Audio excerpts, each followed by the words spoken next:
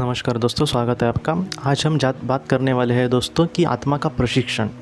आत्मा का प्रशिक्षण मतलब क्या दोस्तों? इस दुनिया में दोस्तों आपने कुछ ऐसे लोग देखे होंगे कि जो समाज में रहकर भी समाज के लिए कुछ अच्छा करने चाहते हैं। बाकी के जैसे लोग ज़्यादातर अपने ही काम में बिज़ी रहते हैं। ये तो अपना काम करके भी समाज में कुछ अच्छा करने की कोशिश करते हैं। मतलब क्या दोस्तों कि उनके मन में ही कुछ अच्छा मैं करूँ समाज के लिए या फिर ज़रूरतमंद लोगों के लिए। तो ऐसा कुछ भाव उनके मन में होते हैं दोस्तों। ऐसी जो आत्माएँ होती है या फिर ऐसे जो इंसान होते हैं, अगर वो इस दुनिया से समझो चले जाए और वो आत्मलोक में चले जाए, तो ऐसे वक्त में जो उनके विचार है वो ज़्यादातर नहीं बदलते, या फिर उनके मन के भी ऐसे ही, उनके आत्मा का भी ऐसे ही विचार होते हैं कि वो कुछ समाज के लिए अच्छा करने की कोशिश करे। तो ऐसे वक्त में ऐसी जो आत्माएं होती है, हम उसे उपकार करने वाली वगैरह, दूसरों पर परोपकार करने वाली कह सकते हैं। तो ऐसे आत्माओं को वहाँ पर एक काम भी कभी कभी दिया जाता है कि वो दूसरों की मदद करे। तो आज जिस बारे में हम बात करने वाले हैं दोस्तों, तो आत्माओं को कभी कभी ऐसा भी प्रशिक्षण दिया जाता है। समझो कोई रवि नाम की एक आत्मा है और वो बहुत ही अच्छी आत्मा है और बहुत ही अच्छे से काम अपना करती है। पृथ्वी पर भी जाकर उसने लोगों के लिए कुछ करने की कोशिश की है। तो ऐसे वक्त में उसको एक ऑप्शन भी दिया जा सकता है आत्मलोक में कि वो जो ज़रूरतमंद आत्मा है उनको मदद करे। तो कैसी आत्माओं के बारे में हम आज बात करने वाले हैं, मैं आपको बता देता हूँ। समझो पृथ्वी पर किसी इंसान की मौत हुई है और वो अपने आप को नहीं संभाल पा रहा। तो ऐसे वक्त में उसको संभालने के लिए, उसको समझाने के लिए ऐसी जो आत्माएं होती है दोस्तों, वो उनको मदद करने के लिए भेजी जा सकती है। उसको जब मौत होगी तब ऐसी जो आत्माएं होती है वो उसको आत्मलोक में लाने के लिए या फिर इन सारी चीज़ों को इन्फॉर्मेशन देने के लिए वहाँ पर पृथ्वी पर आती है। बहुत बार यही देखा गया है दोस्तों कि अगर कोई इस दुनिया से चला जाता है तो उसके जो करीबी आत्माएं वगैरह होती है वो उसको लाने के लिए आती है। लेकिन ऐसा भी देखा गया है दोस्तों कि ऐसी भी आत्माएं आती है जिनका हमारे साथ कोई संबंध नहीं होता, लेकिन फिर भी हमें संभालने के लिए हमें उनको लाया जाता है पृथ्वी पर दोस्तों। मैं आपको एक उदाहरण देता हूँ कि एक ऐसा देश जिसके बारे में हमने सोमालिया या फिर घाना वगैरह, जिसके बारे में हमें ज़्यादा कुछ नहीं पता, तो ऐसे देश में दोस्तों हमें किसी ने भेजा और एयरपोर्ट पर हम गए हैं। उस एयरपोर्ट से बाहर निकले, उसके बारे में हमें कुछ भी नहीं पता। उस वहाँ पर हमारी भाषा कोई नहीं जानता, उनकी भाषा हमें नहीं पता, हमें जहाँ पर जाना है वो एड्रेस भी हमें ठीक से नहीं पता। तो ऐसे वक्त में दोस्तों हम कितने परेशान हो सकते हैं या फिर हम कितना टेंशन में आ सकते हैं। तो ऐसे वक्त में समझो एक कि कोई इंसान खुद आपके पास आया और उसने आपको कहा कि नमस्ते, और आपकी भाषा में अगर उसने कहा, आपकी जो भी मातृभाषा होगी उसमें अगर उसने कहा कि नमस्ते, मेरा नाम है कुछ तो है, और आपको जहाँ पर जाना है मैं आपको छोड़ देता हूँ, आपको मुझे एड्रेस दे दीजिए, या फिर मुझे पता है कि आपको कहाँ पर लेकर जाना है, मैं इस देश के बारे में, यहाँ की भाषा के बारे में, इन सारी चीज़ों के बारे में आपको पूरी तरह से जानकारी दूंगा, और अगर आपके और भी कोई सवाल हो तो उसके भी मैं आपको जवाब दूंगा। अगर ऐसा हमें किसी ने कहा दोस्तों, वो कितना हमें अपना लग सकता है।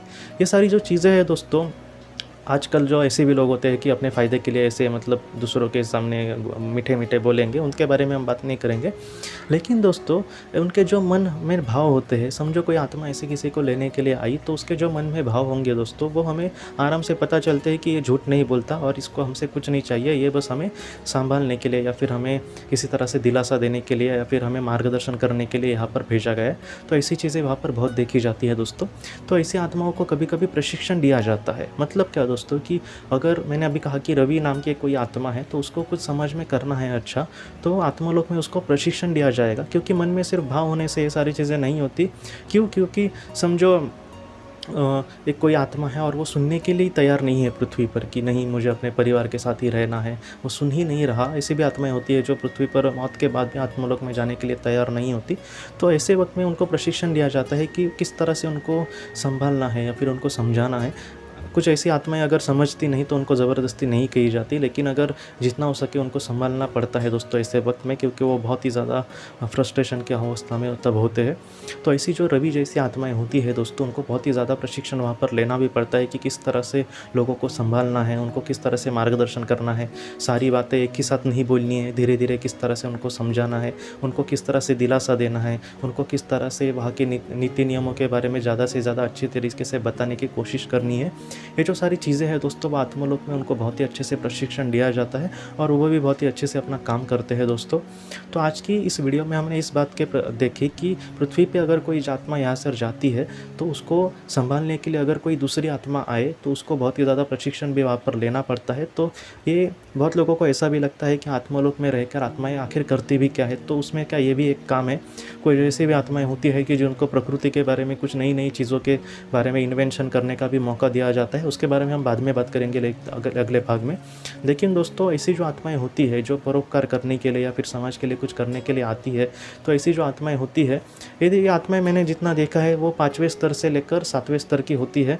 पहले तीसरे तो लोग की कोई आत्मा इस तरह से काम नहीं करती, लेकिन ज़्यादातर चौथे लोग की भी कोई आत्मा इस तरह से काम नहीं करती। 5वें से 7वें लोग तक की जो आत्माएं होती है वो इस तरह से अच्छा काम करने की कोशिश करती है दोस्तों।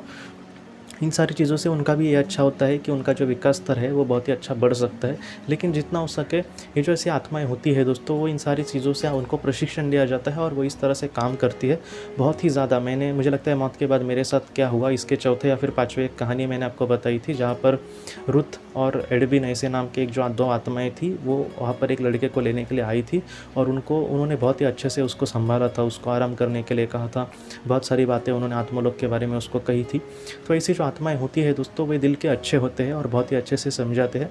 मैं अगर आपको कहूँ कि आपके नर्सरी के टीचर कभी कभी होते हैं ना कि इतने प्यार से वो कहते हैं, ऐसा लगता ही नहीं है कि वो हमें नहीं मतलब ऐसे ना कि कितने प्यार से वो बोलते हैं, ऐसा लगता है कि वो हमें कितना मतलब आज ही हमें मिले या फिर हाल ही में हम उनको मिले हैं और फिर भी वो हमसे प्यार से बात करते हैं। तो इस तरह से वो प्यार से ही बात करते हैं दोस्तों, ऐसे जो आत्माएं होती है वो। लेकिन उनके दिल में भी उतना ही प्यार अच्छा होता है और उनको दिल से भी ऐसा ही लगता है कि मैं इसके लिए ज़्यादा से ज़्यादा कुछ करूँ। तो ऐसी जो आत्माएँ होती है उनको दिल से धन्यवाद कि वो बहुत ही अच्छा सुंदर काम कर रही है और लोगों को संभालने की कोशिश कर रही है। तो आज के भाग को लेकर दोस्तों अगर आपके कोई भी सवाल हो तो आप ज़रूर पूछें, जितना हो सके मैं उसका आपको जवाब देने की कोशिश करूँगा। हम अपनी अगली वीडियो में मिलते हैं। आप अपने परिवार का ध्यान रखना। आपका बहुत बहुत धन्यवाद। ज़िंदगी की रोशनी ये संस्था ऐसे लोगों के लिए काम करती है जिन्होंने किसी अपने को खोया है या फिर जो लोग अपनी ज़िंदगी में बहुत ही ज़्यादा दुखी है। जो लोग इस संस्था से जुड़ते हैं उनको तकरीबन 50 किताबें भेजी जाएगी उनके व्हाट्सएप पर या फिर ईमेल पर। ये किताबें आत्मलोक या फिर मौत के बाद हमारे साथ क्या होता है, इन सारी चीज़ों की आपको पूरी तरह से जानकारी देगी। और इसके साथ साथ आपको एक पास्ट लाइफ रिग्रेशन थेरेपी की ऑडियो भी भेजी जाएगी। इस ऑडियो की मदद से आप घर बैठे अपनी पास्ट लाइफ रिग्रेशन करने की कोशिश कर सकते हो। बहुत लोग पास्ट लाइफ रिग्रेशन थेरेपिस्ट के पास किसी कारण के वश नहीं जा सकते, तो ऐसे लोगों के लिए मदद के लिए ये ऑडियो तैयार की गई है। तो आप ज़रूर इस संस्था से जुड़े। इस संस्था से जुड़ने के लिए सामने जो व्हाट्सएप का नंबर दिया है आप कृपया उस पर संपर्क करें। आपका बहुत बहुत शुक्रिया।